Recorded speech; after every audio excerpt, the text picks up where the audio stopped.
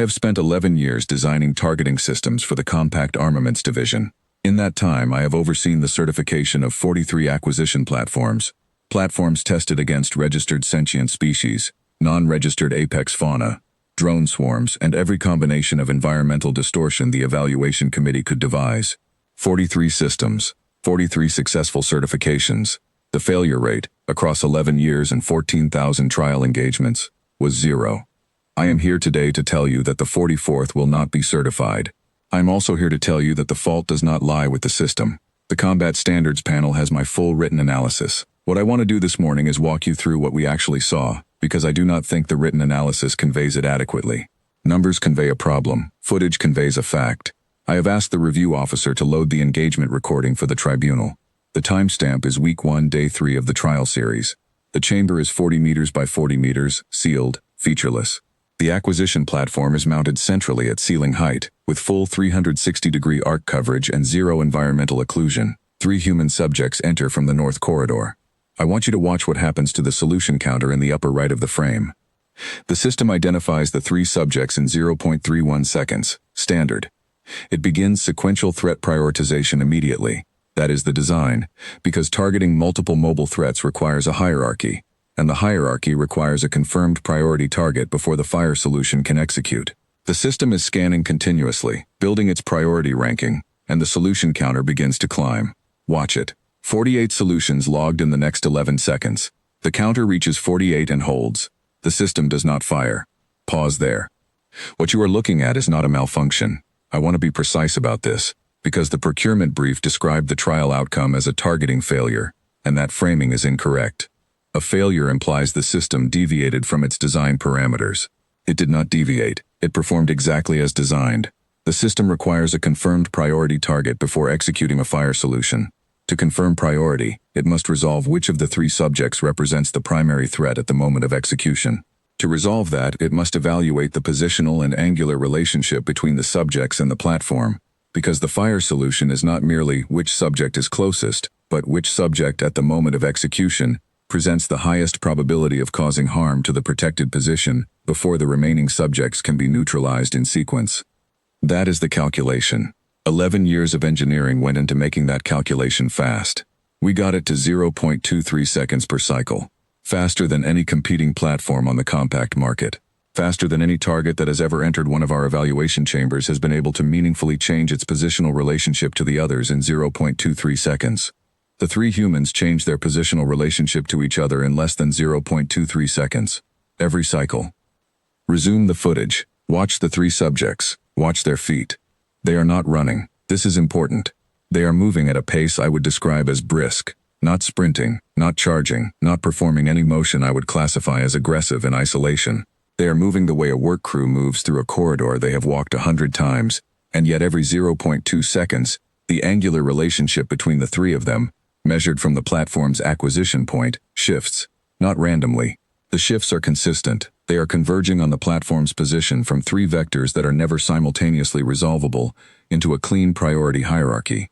Because the moment the system resolves the hierarchy, the vectors have re-angled. I spent 16 weeks studying this footage before I understood what I was seeing.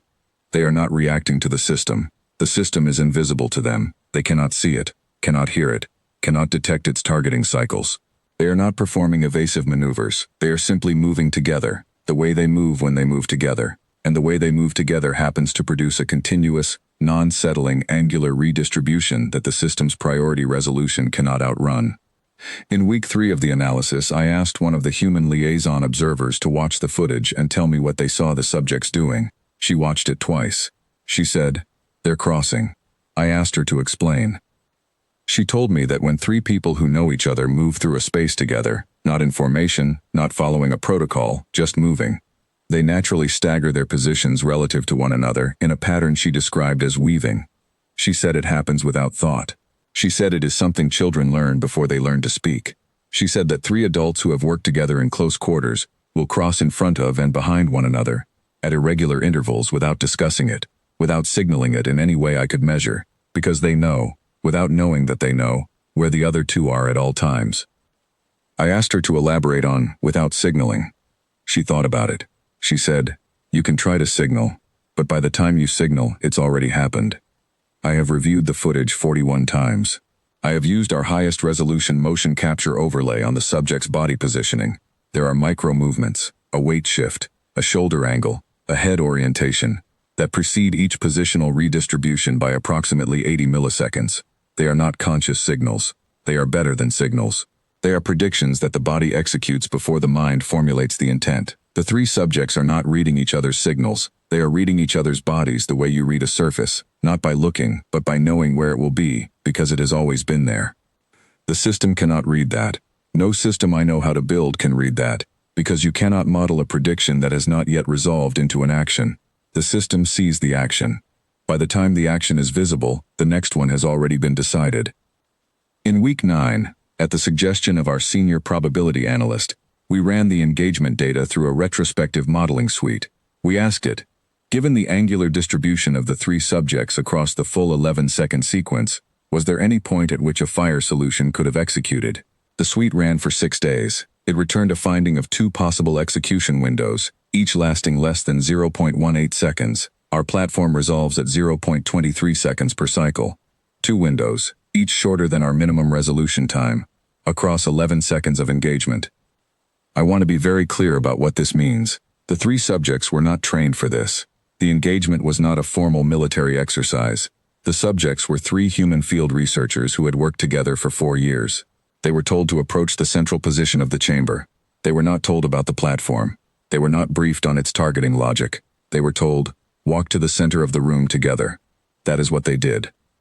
And the system, the fastest acquisition platform the Compact has produced in a generation, tested and certified against 43 prior species, could not find a fire window. I have spoken to the Human Liaison Office about the physiological basis of this.